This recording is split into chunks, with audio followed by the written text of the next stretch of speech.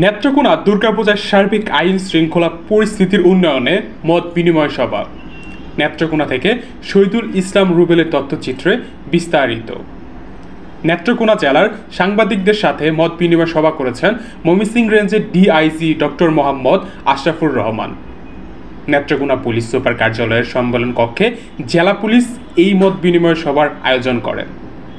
মত বিনিময় সভার প্রধান অতিথি হিসাবে বক্তব্য রাখেন ময়মনসিংহ রেঞ্জের ডিআইজি ডক্টর মোহাম্মদ আশরাফুর রহমান।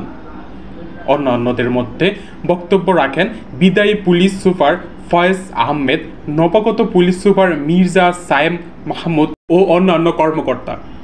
মত বিনিময় সভায় ডিআইজি ডক্টর মোহাম্মদ আশরাফুর রহমান বলেন, ছাত্র জনতার অভূতপূর্ণ গণ অভ্যুত্থানের মাধ্যমে ক্ষমতার পট পরিবর্তনের পর পুলিশের ভাবমূর্তি পুনরুদ্ধার এবং পুলিশিং কার্যক্রমে গতিশীলতা আনয়নের লক্ষ্যে পুলিশ বিভাগের ব্যাপক সংস্কারের কাজ শুরু হয়েছে।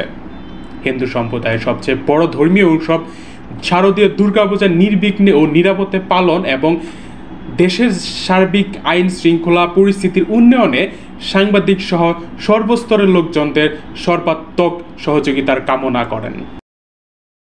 আমরা একটি মানবিক পুলিশ হিসাবে নিজেদেরকে তুলে ধরতে পারবো, তবে মানবিকতা সম্পর্কে আমি আপনাদেরকে কিছু কথা বলতে চাই। সেটা হলো,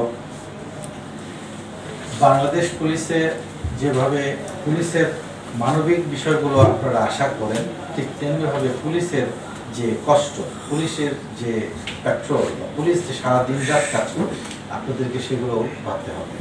আপনারা যদি একে অপরের প্রতি সহমর্মিতা যদি আপনারা প্রদর্শন না করেন, তাহলে পুলিশ ডিমোরালাইজ। টিভি এবং দৈনিক সময়ের আলো জেলা প্রতিনিধি হিসেবে কাজ করে।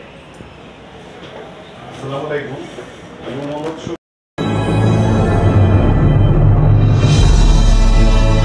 আপনারা দেখছেন অগ্রযাত্রা টেলিভিশন।